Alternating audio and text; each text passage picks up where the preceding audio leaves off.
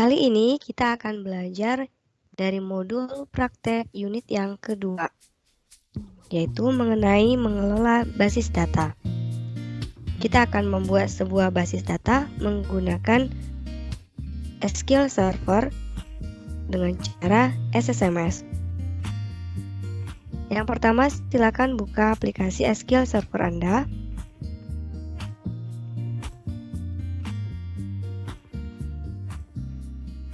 Tunggu sampai aplikasi terbuka.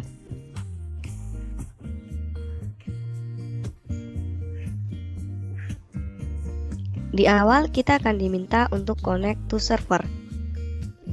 Untuk server type, pilih database engine, kemudian server name, isi dengan nama komputer Anda masing-masing.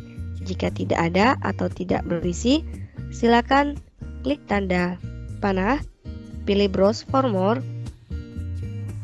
double klik database engine, kemudian pilih nama komputer Anda, klik OK. Untuk authentication, pilih Windows Authentication. Jika sudah, pilih button OK, connect. Di sini kita sudah terhubung dengan aplikasi Microsoft SQL Server. Pastikan Object Explorer Anda sudah terbuka. Jika belum, maka pilih View, pilih Object Explorer, atau boleh dengan cara tekan F8 di keyboard. Jika sudah tampil seperti ini, kita klik kanan pada Databases, kemudian pilih New Database. Ini cara untuk membuat basis data. Kemudian kita akan mengisi nama database yang akan kita buat. Di sini saya membuat namanya database SSMS. Seperti yang pernah saya sampaikan, bahwa saat kita membuat sebuah basis data akan muncul dua file. File yang pertama disebut dengan file data. File data ini berisi data dan objek yang ada di dalam basis data. Contohnya ada tabel, ada view, dan juga store procedure, dan yang lainnya. File data jika disimpan akan berbentuk extension .mdf. Kemudian file yang kedua, ini adalah file log. File log ini berisi informasi untuk membantu proses recovery transaksi dalam basis data. Bentuknya adalah .ldf. Kemudian perhatikan di bagian size. Size ini menyatakan ukuran awal dari basis data yang akan kita kelola. Satuannya boleh pakai megabyte, gigabyte, bahkan terabyte. Secara default adalah megabyte. Kemudian di sebelah kanannya ada auto growth atau biasa juga disebut dengan file growth. Ini adalah jumlah pertumbuhan rata-rata dari database. Untuk satuannya boleh menggunakan megabyte seperti size atau juga boleh menggunakan persen. Kemudian di sebelahnya ada max size. Max size ini menyatakan ukuran maksimal yang diperbolehkan untuk basis data yang akan dibuat. Untuk satuannya sama dengan size, tetapi jika kita tidak ingin membatasinya, kita boleh memilih unlimited. Kemudian scroll ke kanan. Di bagian path ini menyatakan lokasi penyimpanan basis data yang akan kita simpan di dalam komputer kita. Secara default dia akan memilih drive C, tetapi kita bisa memindahkannya ke drive yang lain. Scroll ke kanan sampai ketemu tombol browse.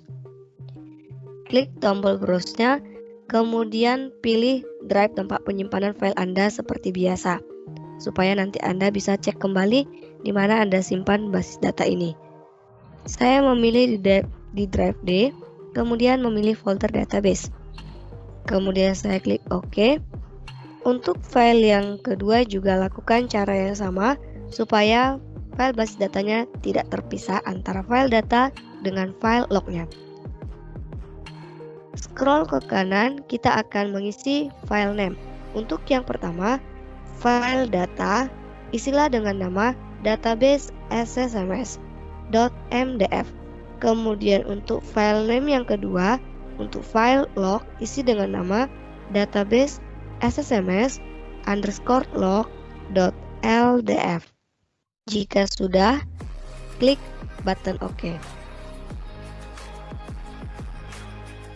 Nah, untuk melihat basis data yang sudah kita buat tadi, kita bisa double klik folder database atau klik tanda plus di sini atau di expand.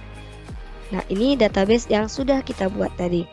Jika kita ingin melihat ke dalam folder tempat penyimpanan di dalam komputer kita, silakan buka Windows Explorer, kemudian bukalah folder tempat penyimpanan di mana Anda menyimpan basis data yang tadi.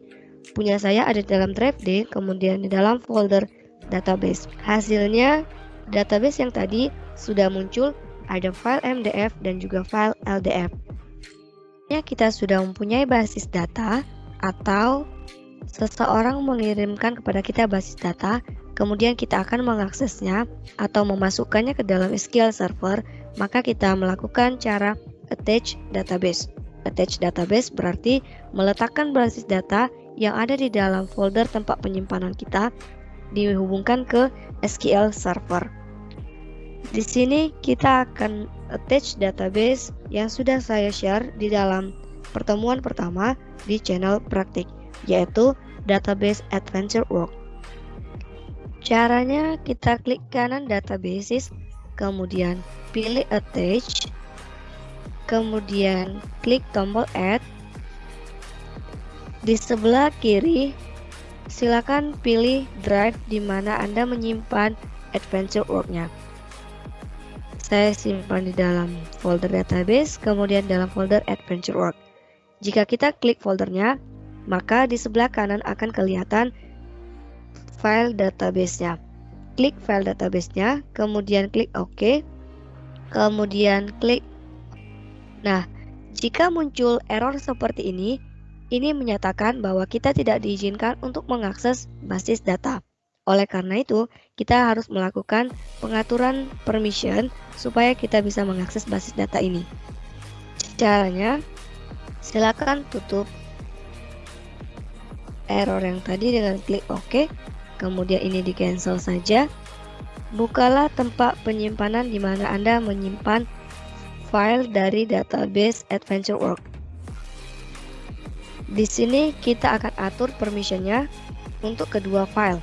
Yang pertama untuk file MDF, kemudian klik kanan, pilih Properties, pilih menu Security. Di sini kita pilih Advanced, klik tombol Add, klik Select a Principal, klik Advanced, klik Find Now, scroll ke paling bawah, cari yang namanya Users. Klik Users, klik OK, kemudian klik OK. Di Basic Permission, centanglah Full Control, supaya nanti kita bisa akses basis data tersebut. Jika sudah, klik OK, klik OK. Sebenarnya kita juga bisa cek dari tab security tadi, pilih users. Nah, pastikan kita sudah centang di bagian allow untuk full controlnya. Jika belum, kliklah tombol edit, klik users, kemudian pastikan sudah tercentang di bagian allow full controlnya. Jika sudah, klik OK, kemudian klik OK. Lakukan cara yang sama untuk file log. Klik kanan file log, pilih properties, pilih security, kemudian di sini sudah ada users. Saya pilih users, kemudian klik edit, klik lagi users. Di bagian allow, centang full control. Jika sudah, klik OK, klik OK. Kemudian kita balik ke dalam SQL Server. Lakukan cara yang sama untuk attach basis data. Klik kanan databases, kemudian pilih attach, klik add, kemudian pilih file database yang tadi Adventure Work, kemudian OK, klik OK. Hasilnya seperti ini. Basis datanya sudah masuk ke dalam SQL Server kita. Jadi kita sudah bisa melakukan pengelolaan basis data. Di dalam basis data Adventure Work ini ada banyak tabel. Kita bisa expand atau klik tanda plus di sebelah Adventure Work, kemudian expand lagi tablesnya. Nah, ini tabel di dalam basis data AdventureWorks.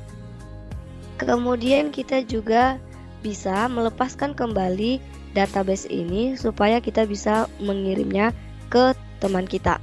Caranya, klik kanan nama database-nya yang akan dilepaskan dari SQL Server, kemudian pilih task, kemudian pilih detach. Di sini kita bisa memutuskan koneksi dari basis data ini dengan SQL dengan cara centang drop connection, dan juga kita mau update statistiknya, maka dicentang. Kalau sudah, klik OK. Nah, kalau dia masih muncul di sini, maka gunakan tool refresh, klik kanan di databases, kemudian refresh. Hasilnya seperti ini, maka database AdventureWorks sudah bisa di-share ke orang lain jika Anda ingin mengirimnya. Sekian video pembelajaran untuk unit yang kedua, mata kuliah praktek manajemen data dan informasi. Silakan Anda coba di komputer Anda masing-masing. Selamat belajar.